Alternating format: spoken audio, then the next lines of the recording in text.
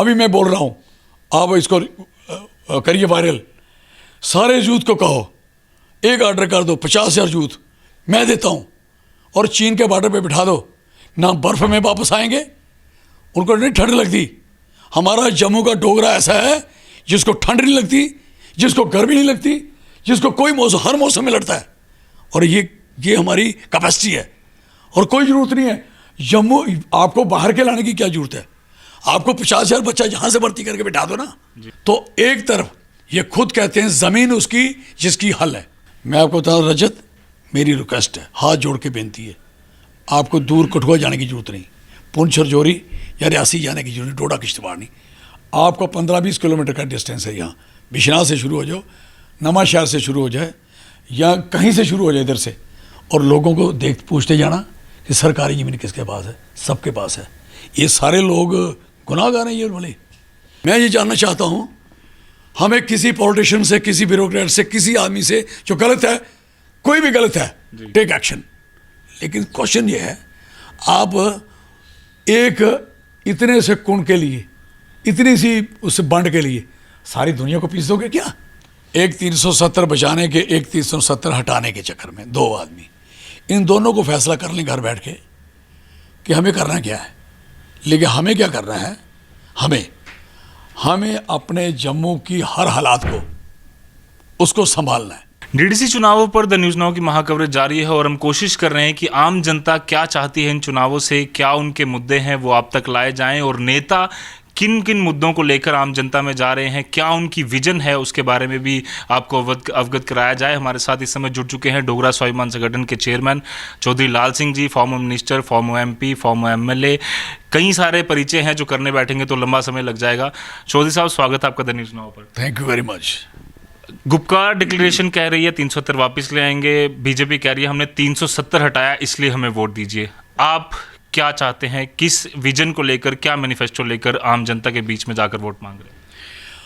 हमारा मकसद है कि जम्मू के लोगों के साथ जितनी जातियाँ हुई हैं इस दौर में और किसी भी दौर में, उन जातियों को आगे रोका जाए, चाहे डेवलपमेंट के मकसद से हो, फंड्स के मकसद में हो, नौकरियों सर्विस के मकसद में हो, रिक्रूटमेंट में हो, चाहे सेक्टर की 97% कश्मीर की हो तो 3 हमारी हो, चाहे हमारे डिफरेंट डेवलपमेंट जो हमारी है, जो उसका लेवल उससे कम हो, इस सारी चीज़ों को बराबर लाने के लिए, बैलेंस करने के लिए, और जम्मू की जो आइडेंटिटी है उसको कैसे बचाया जाए और जम्मू स्टेट कैसे बनाया जाए, हमारा सारा विजन इस पे उतरता है। इन्होंने जो भी जातियाँ की हैं, चाहे ज़मीन छीनने की बात करी है, गवर्नमेंट लैंड, एक दिन में गिरदावरी ख़त्म कर दी, हम उसको रिस्टोर कराने के लिए बात कर रहे हैं। इसका जवाब इनके पास है तो बताएं। ज़मीन इन पॉलिटिशियनों की नहीं है, ना इन सरकारों की है, ज़मीन उसी गांव के लोगों की खाली हुई है। जब भी सरकारी ज़मीन किसी गांव की होती है तो उस गांव का, जहां एक बंदा जिसका परिवार नहीं होता आगे मर जाता है, तो वो ज़मीन गवर्नमेंट को चली जाती है। या उसी गांव के किसी आदमी की, जो बड़ा बिग लैंड अवालिश एक्ट बना था, उस पर अगर कोई ज़मीन निकली है तो उसकी है, उसी गांव की है। अगर उसके गांव के लोगों ने उस ज़मीन को चला के, अपने हाथ पाँव लगा के, मेहनत करके खड़ी की है, तो एक तरफ ये खुद कहते हैं ज़मीन उसकी जिसकी हल है जी। जो हल चलाता है, जोतता है, और एक दिन किराएदार रह जाता है 1 साल, उसके लिए कानून बना दिए जाते हैं। भाई साहब, ये लोग 50-50 साल से, 100-100 साल से उन ज़मीनों पे बैठे हुए हैं। आज आप कह रहे हो कि आप बाहर हो जाओ, ज़मीन छीन लो। ये मुद्दे ये हैं, हम किसी की रोजी तो दे नहीं पाए, हम इसे छीनने पे चले गए। क्या इससे पहले सरकारी ज़मीन इन लोगों के पास थी तो क्या जम्मू कश्मीर में कोई नुकसान हुआ था लोगों का? किस आदमी का नुकसान हुआ है? सरकार का कहाँ नुकसान है? भाई दिवे बेयर, इन्होंने एक फौजी का बरवाल में एक जगह थी उधर, वो बेचारा उनका कब्जा था, उस फौजी ने जितने पैसे लाया था उतने बहुत बड़ा खूबसूरत पोल्ट्री फार्म खोला जी। पूरे पैसे लगा दिए, और वहाँ एक बहुत अच्छे शेड बनाए, मकान बनाए जनाब। अब उसका सारा तोड़ दिया, फौजी की पूरी संपत्ति वो भी चली गई, ईंट से ईंट बजा दी। अब मुझे बताओ ये क्या हो क्या रहा है? अभी ये लोगों की मकान तोड़ने की तरफ चल रही है ना, कि जिसके पास सरकारी ज़मीन में मकान होगा, गांव में एक छोटा सा मकान, उसके गरीब के लिए वही महल है, वो तोड़ दिया जाएगा। हम उसके साथ खड़े हैं, हम उसके लिए लड़ेंगे, ज़मीन वापस करेंगे। ये ज़मीन गिरदावरियाँ वापस होनी चाहिए। या तो कत्तर वाली गिरदौरी, जो मालिकों की ज़मीन आपने बाजारों को दी, हल चलाने वाले को दी, तो सरकार की ज़मीन की, जब सरकार की ज़मीन पे गिरदावरी थी तो गिरदावरी देने से ला, ऐसे थोड़ी गिरदावरी हुई है, कानून के मुताबिक गिरदावरी हुई है। और उसी कानून को देखते हुए फिर फाइलें बनी हैं जिससे रोशनी हुई है जी। उसी रोशनी पे कईयों को मालकी हुई है, कईयों की रोशनी की फाइलें पेंडिंग पड़ी है, जो बेचारे अभी जो जिनको गरीब गुरबा कोई नहीं हो पाई। ये चीज़ें उनको मिलनी चाहिए थी। और बट सरकार जो भारतीय जनता पार्टी है उनका साफ तौर पर ये कहना है, या फिर जो पिटिशनर थे उनका कहना है कि इस कानून का पूरा गलत इस्तेमाल हुआ। जो पॉलिटिशियन उस समय पर थे, इसे बार बार अमेंड किया गया ताकि अपने फ़ायदे जो हैं वो अपने जनता को, आम जो अपने लोग हैं इनको वो दिलवा पाएँ, आम जनता को या किसानों को इससे कोई फ़ायदा नहीं। आप ऐसा करो, आपको कसम है, अगर आप सही मैंने में, आपका नाम क्या है? रजत। रजत, एक सुन लें, रजत और भी है एक और हिंदुस्तान में, वो भी उन्हीं के इंटरव्यू लेता है। मैं आपको बता दूं, रजत, मेरी रिक्वेस्ट है, हाथ जोड़ के बेनती है, आपको दूर कठुआ जाने की जरूरत नहीं, पुंछ रजौरी या रियासी जाने की जरूरत नहीं, डोडा किश्तवाड़ नहीं। आपको 15-20 किलोमीटर का डिस्टेंस है, यहाँ बिशनाह से शुरू हो जाओ, नमा शहर से शुरू हो जाए, या कहीं से शुरू हो जाए इधर से, और लोगों को देख पूछते जाना कि सरकारी ज़मीन किसके पास है। सबके पास है। ये सारे लोग गुनाहगार हैं ये वाले। और जो पॉलिटिशियन हैं वो हैं कौन? डर लगता है उनके नाम दिखाते। परेशानी है आप लोगों को। ये लोग झूठी शोहरत, जिसका कहीं पॉलिटिक्स पता क्या ऐसी गाँव में पाँव घिसते हैं, गोडे घिसते हैं, गाँव जहाँ पहाड़ चढ़ने हो जान निकलती है, सूखा गिला खाना पड़ते हैं, पानी ऊंचे नीचे पीना पड़ता है। ये बिस्लरी वाले यहाँ बैठ के बताएंगे लोगों को कि आप लोग, ये सारी दुनिया गलत है। आप जो भी पॉलिटिशियंस में इन्वॉल्व है नाम लिखो ना उसका, जो ब्यूरोक्रेट इन्वॉल्व है नाम लिखो उसका, और साबित करोगे ये आदमी गलत है। और कैसे साबित करोगे बताना वो। और जो आदमी खानदानी 3-3, 4-4 पीढ़ियों से ज़मीन चला रहा है उसको गलत कहोगे आप, फिर वोट मांगोगे, फिर पार्टी बनाओगे। लेना वोट, देते लोग वोट, ये समझ आएगी लोगों को, आती रहेगी। और कंटिन्यू प्रोसेस है, this is not a one day process, I know better. मैं ये जानना चाहता हूँ, हमें किसी पॉलिटिशियन से, किसी ब्यूरोक्रेट से, किसी आदमी से जो गलत है, कोई भी गलत है, टेक एक्शन। लेकिन क्वेश्चन ये है, आप एक इतने से कुंड के लिए, इतनी सी उस बंड के लिए सारी दुनिया को पीस दोगे क्या? हैं, लूट मची है क्या? आप पढ़े हो इसलिए, अपने घर से पढ़ लिख के जाओगे तो लोगों को रगड़ दोगे सबको, हैं? कोर्ट कचहरी में लोग बचाए जाते हैं, जहाँ इंसाफ नहीं मिलता वहाँ जाते हैं। आप किसी आदमी ने कहा आपको केस करने को?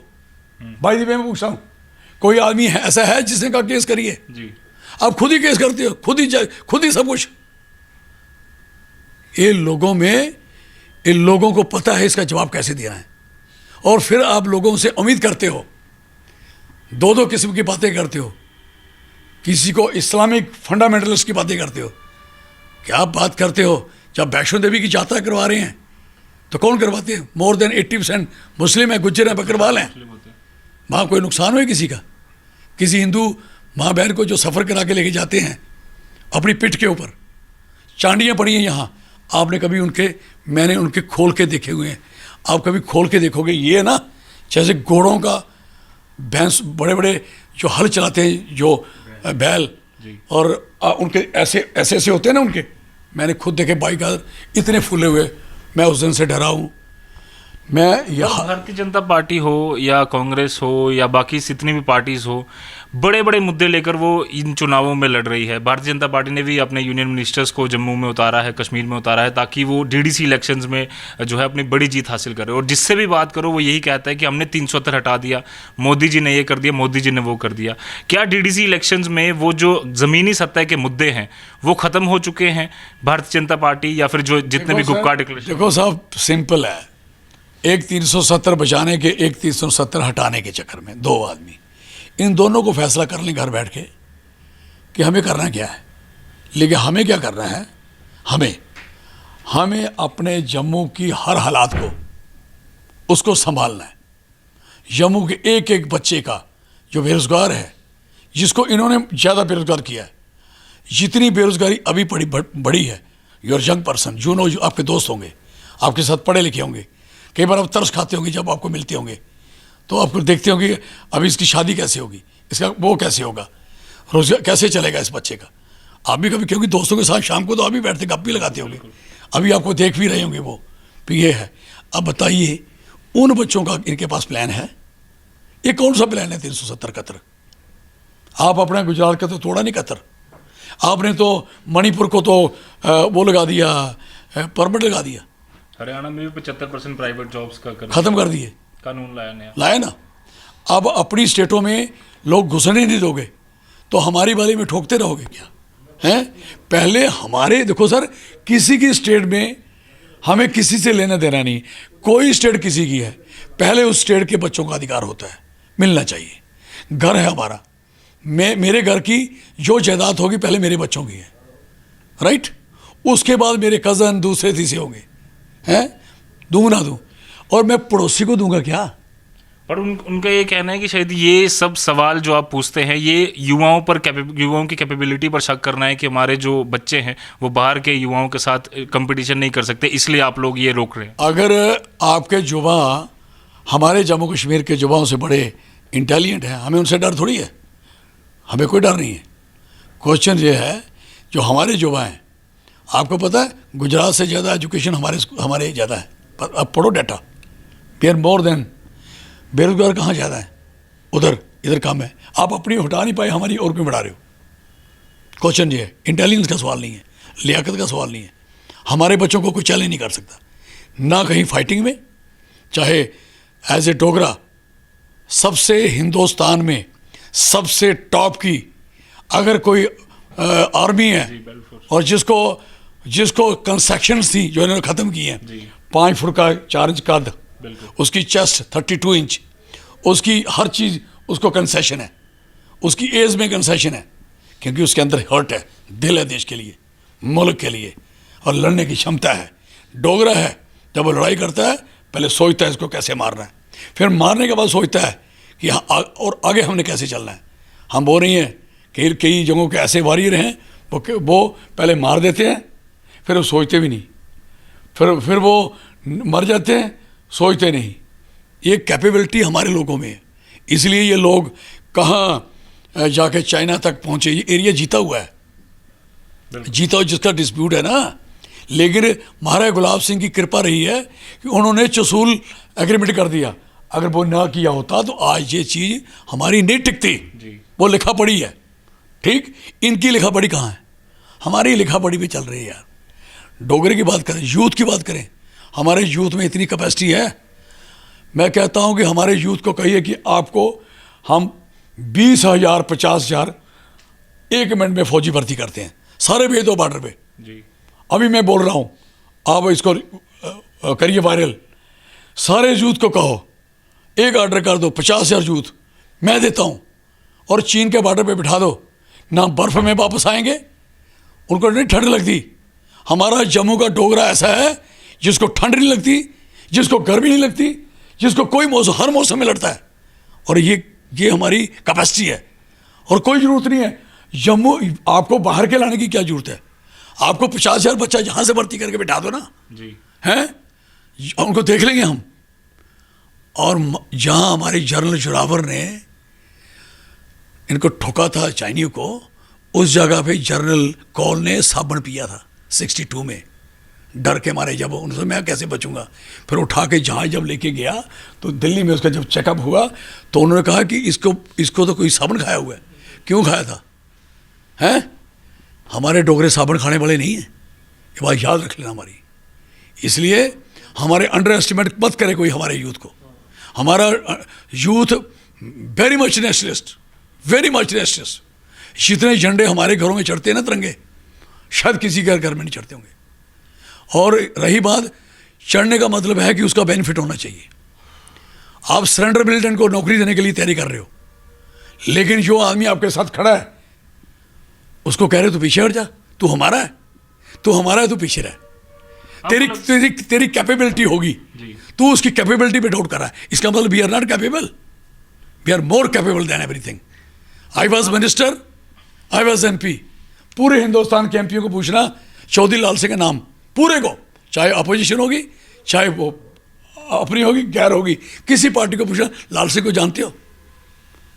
हमने जाके झंडा पार्लियामेंट में भी इनका गाड़ा, मेरे से पहले बताए किसी की जो जितनी स्पीचें की हैं मेरे बाद में भी बताए, मैं ही था पहली बार ओथ डोगरी में मैंने ली, पहली बार बना तो पहली बार ही लेनी थी, मेरे से पहले किसी ली, और आखिरी बार जब मैं वापस आया तो तब भी मैंने ही ली थी, इधर भी मिनिस्टर और MLA की ओथ मैंने ली।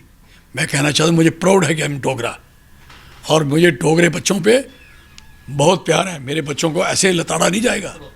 बट फिर ये लोग चुनाव MP जो DDC के चुनाव है ये मोदी जी के नाम पर क्यों लड़ रहे हैं? क्या जम्मू में भारतीय जनता पार्टी ने वो काम नहीं करवाए जो इन्होंने वादे किए थे? यार एक बात सुनो, मैं तो ऐसा कहना नहीं चाहता, लेकिन ये मैं बता सकता हूँ आपको। मुझे बताओ, और इस समय इस देश को कौन चला रहा है? मोदी जी। तो मोदी जी को ये पता नहीं नीचे क्या हो रहा है? अगर नहीं पता तो फिर बड़ा अफसोस है, अगर पता है तो उसको ठीक क्यों नहीं किया जा रहा है? सिंपल सी बात है। उनके नाम पे इलेक्शन लड़ने का मतलब क्या है, और उनके नाम पे लोगों को वोट देने का क्या मतलब है? सारे लोग पहुंचूंगे भाई, दिए वोट हमने जब आपने पाकिस्तान पे गोले मारे, जब आपने पायलट को वापस लाया, जब आपने पुलवामा में हमारे 30-40 बच्चे मरे, सब लोगों ने वोट दिए, लाल सिंह को एक साइड पे रखा, नहीं लाल सिंह इस समय हमने मोदी साहब के साथ खड़ा होना। रोहित ठेका लेके रखा लोगों ने, क्या है? अब मोदी साहब हमारे जम्मू कश्मीर में इलेक्शन लड़ेंगे, हम मदद करेंगे उनकी, आए ना?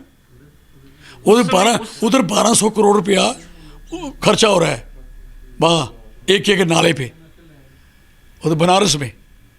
जम्मू कश्मीर में 12 रुपये खर्च नहीं होंगे क्या? तो वोट तो लोगों ने उनको साहब को दिए थे ना, बहुत बीच वाले तो कहते हो हमें तो मिले नहीं। बिल्कुल। और देखो कितने अफसोस की बात है, वो कहते हैं हमें नहीं मिले उनको मिले, मतलब सारा कसूर उन पे डालते हैं कि अगर कुछ नहीं हो रहा वही नहीं कर रहे। मैं कहता हूं कि उनको ऊपर वालों को समझ नहीं आ रही, भी इनको पूछो, आपके ऊपर इल्जाम लगा रहे हैं कि ये वोट उनको डाले गए थे। जब उनको वोट डाले गए थे तो क्यों मुझे नहीं डाले, मैं कोई जिम्मेदार नहीं हूं। और फिर कहते हैं अगली बार वोट पड़ेंगे तो देख लेना किसको डालने हैं आपने, आपकी मर्जी है डालो। पढ़ा ना आपने ये सारा?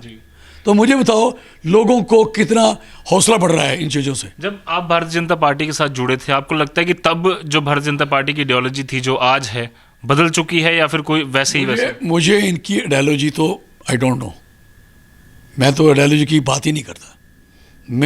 मुझे चाहिए डेवलपमेंट। आइडियोलॉजी आप तभी कहीं लागू कर सकते हो अगर क्रिश्चियनों ने लोगों को ज्वाइन कराया ना, हमारे डाउन ट्राडन लोगों को कई जगहों पे, उनकी गरीबी और मुफलसी से बाहर निकाला उन्होंने क्या किया?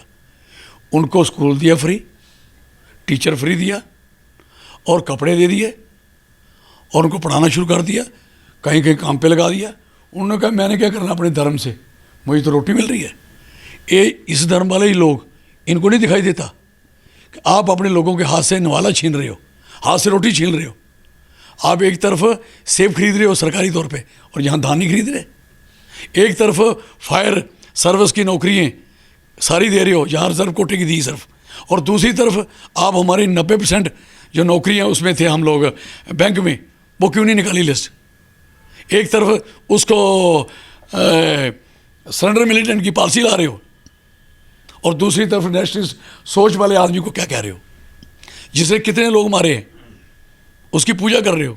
उसी गन का रेट रखा आपने 1.5 लाख रुपया 47 का, 2 लाख रुपया पिस्टल का, 10,000 रुपया हथगोले का जो लेके आएगा, और 4,000 रुपया ऑनरेरियम है, रेस्पेक्टफुल अमाउंट, जब तक उसको नौकरी नहीं मिली। हद है यार, क्या बात है? देश के साथ खड़ा होना जुल्म है, अपने देश की पूजा करना जुल्म है, नेशनल कैरेक्टर बनाना जुल्म है? ये कौन सी बात है? और जब आप नेशनलिस्ट लोगों को कमज़ोर करोगे तो एंटी नेशनल ताकतें बढ़ेंगी। ये बात याद रख लेना मेरी। तो साहब आपको लगता है डीडी कमजोर होगा तो देश कमजोर होगा, मेरी बात आज नोट कर लेना। और जम्मू कमजोर हो रहा है, देश पहले कमजोर है जो खड़ा है साथ में। तो साहब आपको लगता है DDC चुनावों में भारतीय जनता पार्टी हो या फिर जितनी बाकी पार्टीज हैं, उनको एक करारा झटका लगने वाला है इस बार? देखो भाई साहब, इन्होंने लोगों को पता तक नहीं था कि इलेक्शन है, ये अंतर लगे रहते हैं, अंदर घुसे घुसे ऐसे ऐसे फिरते रहते हैं। गली गली में इन्होंने बनाए प्रेसिडेंट सेक्रेटरी, जिसका कोई काम ही नहीं है, तू कौन है खामखा, सबको बना दिया। अब बाकी किसी को बनाने नहीं दिया। बातें ऐसे ऐसे आ रही थी नीचे नीचे, और लास्ट में आ गया ज़मीन कौन खरीदेगा, जो कोई ज़रूरत नहीं है उसकी, ना डोमिसाइल की ना उसकी पीआरसी की। पीआरसी तो पैसे भी इन्होंने खत्म किया हुआ है, ऐसे लिखा था, राइट। और एक तरफ कह रहे थे हम आपकी ज़मीन पे किसी को ये नहीं होने देंगे, कहा था इन्होंने।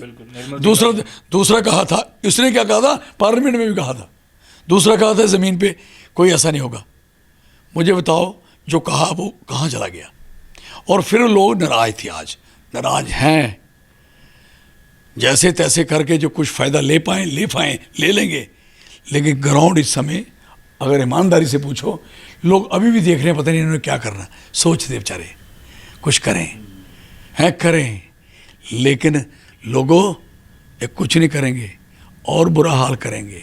करवाना है या नहीं करवाना? अगर नहीं करवाना है तो ये रास्ता एक खड़ा बंदा, जिसको आप कहते हो हेल्थ मिनिस्टर हो, जिसको कहते हो हमारा मिनिस्टर हो, भाई साहब मैं कैसे हो सकता हूँ जब आप लोग मेरे साथ ही नहीं हैं? मैं अकेला घूमता रहूँगा, मेरे पास ना पैसे हैं ना धन दौलत है, जो है वो सब आपके सामने है, आप खड़े होकर साथ दोगे। अभी भी दो, आने वाले इलेक्शन की तैयारी भी करो, साथ दोगे तो ये प्रॉब्लम आपको कोई झेलनी नहीं पड़ेगी, ना बेरोजगारी, ना आपको हमारी बिजली दे दी, प्राइवेट कर दी। हमारे यहाँ इन्होंने तार लगा दी, दूसरी गरीब आदमी ने 2 कुंडियाँ लगाई थी, एक बल्ब जगाता था, उसका क्या सोचा? अंधेरा पड़ रहा है ना लोगों के घरों में। देश कैसा बनाना चाहते हैं? अंधेर। वैसे भी कहते हैं मोमबत्तियाँ जगाओ, मोमबत्ती वाला फिर कहेंगे ओए खबरदार जिसके मोमबत्ती जगी। बर्तन बजाओ, चेक कर रहे हैं लोगों के पास बर्तन है नहीं, ये भी लेने हैं। हम लोगों ने दिखा दिए अपने बर्तन, पता नहीं कब आएगा कि तेरे बर्तन आज से तेरे नहीं है, बर्तन इधर भेज दे, तूने बड़े बजाए हैं। मुझे तो ये लग रहा है। फिर कहते हैं आत्मनिर्भर हो जाओ। क्या बात है यार, तो आपको क्यों बनना है हमारा? हमने खुद होना था, तो भाई साहब इलेक्शन क्यों करवाते हो आप लोग हैं? हम खुद हो जाएंगे हैं? देखो यार, हैरानगी की बात है। मुझे समझ नहीं आती, भाई नई सियासत आती, लाल सिंह को बुलाओ तो मेरे से सुजेशनें ले लो, फ़ायदा आप लोगे, मैं कुछ नहीं लूँगा, ना मैं कोई आपसे कोई उस काम का पैसा लूँगा। आप कहो कि जम्मू कश्मीर में डेवलपमेंट कैसे हो सकती, आप मेरे से प्लान ले लो, हैं? आप मेरे से स्टेट बना दो आप जम्मू को, मैं इलेक्शन नहीं लड़ता, आप ही लड़ लो। और मेरे से जो खतरा, मैं नहीं बनता चीफ मिनिस्टर, भाई आप बन जाओ ना, कि जम्मू तो संभालो यार। जिस कॉन्स्टिट्यूंसी ने आपको वोट दिए हैं उसी कॉन्स्टिट्यूंसी को रगड़ रहे हो, हैं? चक्की ला दी 2 पाटन के बीच में, पिस्ता जाए, हैं? मारी दी तो मारी मरोड़ी उड़िया सही सारी। इसलिए मेरी जनाब से बेनती है कि इलेक्शन एक कोई इलेक्शन है क्या? मुझे बता, बीडीसी के इलेक्शन के बाद इलेक्शन होता था, किसने कर रहे वोट डालने थे? बीडीसी ने। अब बीडीसी नहीं डाल रही, ये कोई और सीसी डाल रही है, पता नहीं किहड़ी सी है, मुझे खुद पता नहीं है। अब वोट पहले डाले उन्होंने पंचों ने, अब वोट डालेंगे लोग। तो कैंडिडेट एक बन गया पंचों का, एक कैंडिडेट बन गया लोगों का। अब बताइए इसमें कौन बंदा है जिसने वोट डालने डीडीसी? बताओ। इन्होंने देखना है कि अगर हम डीडीसी इसमें वोट कम पड़े हैं तो इन्होंने कहना कि वोट जो पिछले इन्होंने कराए हुए ना वो इनके ज़्यादा है, इनको अगर दोनों ने वोट डालने हैं हमारे कर, इसलिए गुंजाइश रखते हैं जी, लोगों का सत्यानाश करेंगे, पूरी गुंजाइश इनके पास, देयर इज गुंजाइश। यस, मुझे बताओ कभी कमेटी एक्सक्लूड की जा सकती है इस चेयरमैन में? चेयरमैन जो ज़िला का होगा, जिसका डीसी सेक्रेटरी होगा, अब मुझे बताइए डीसी एक ही होना ना, या उसके बाद 2 डीसी होने ना? टाउन कमेटी का डीसी और होना कोई क्या? म्यूनसिपल कमेटियों का डीसी और होना क्या है? एमएलए का डीसी और होना क्या?